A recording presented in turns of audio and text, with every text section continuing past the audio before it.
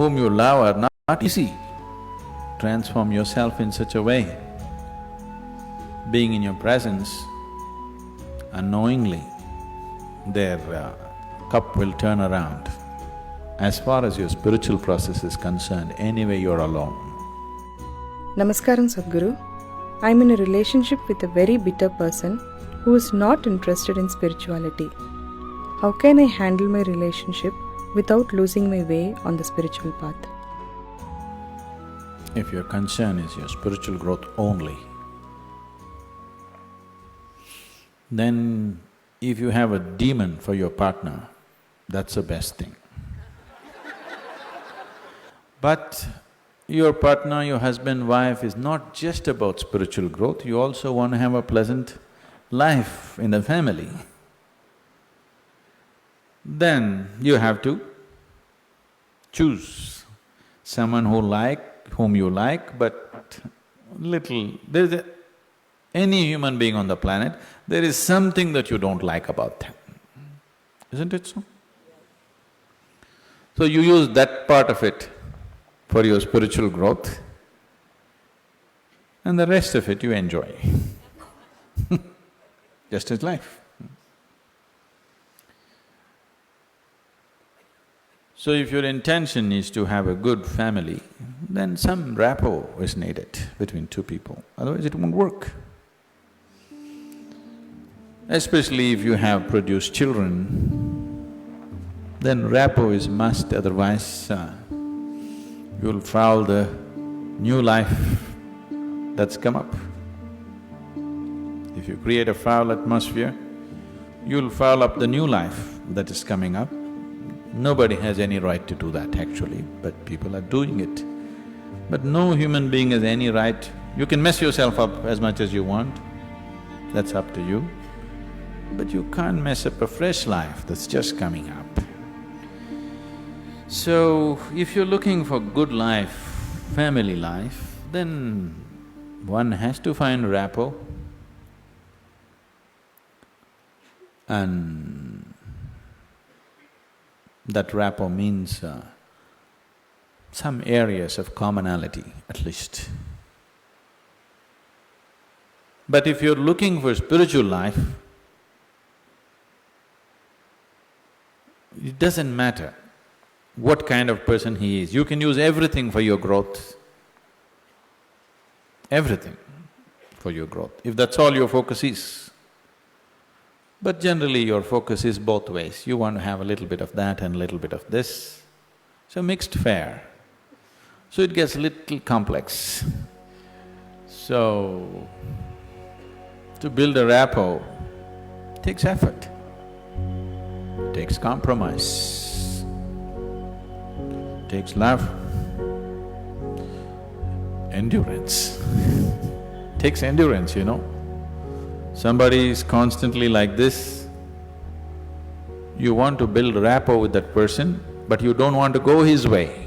That takes lots of endurance. Yes, sir? People whom you love are not easy. So what can you do? One thing is to transform yourself in such a way, being in your presence, unknowingly, their cup will turn around.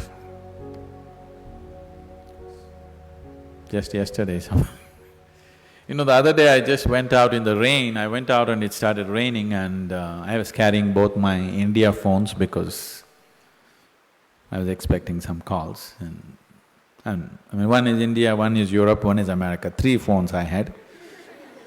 One I had in my jacket, other in my trouser pockets, and by the time I got here it got wet and both the phones just burnt up. Then people around me were telling me, Sadhguru, why carry 2 phones now? We can have 2 SIM cards in one phone. If you hold it like this, you can speak on the India SIM card. If you turn it around, it just shifts into the other SIM card. You don't have to switch anything, just this way it handles one SIM card. If you turn it around, it handles another SIM card. You have to become like this. I was very suspicious of this phone, I didn't get it, but but you must become like this. If you wish to take people who are around you with you, if you want to walk alone, it's very easy. If you want to take people with you, then it takes a considerable amount of effort. When Gautama was asked this question, is it better to walk alone on the path or with a companion? He's not like me, he's dry. He said, it's better to walk alone than to walk with a fool. He's not saying don't walk with anybody, he's not saying don't have companions, but he said it's better to walk alone than walk with a fool. Because they can drain you, they can take such a lot of energy and time, and you don't know, they may be stronger than you and they may take you their way than you taking them your way. There's every possibility, yes? So, I won't say what Gautama said. All I am saying is, it doesn't matter how you walk, as far as your spiritual process is concerned, anyway you're alone. Nobody is with you. It's only the bodily process, the material process of life, which you can share with people. You come alone and you go alone, isn't it? Even if you have a twin brother or a twin sister, you still come alone and go alone, isn't it so? So when it comes to the spirit, anyway, you walk alone. So don't mix that up. So that part of it you handle well. The material part of it, according to your capability, to what extent you can do it, you do it. They come your way, it's wonderful. If they don't, it's all right, don't grudge them.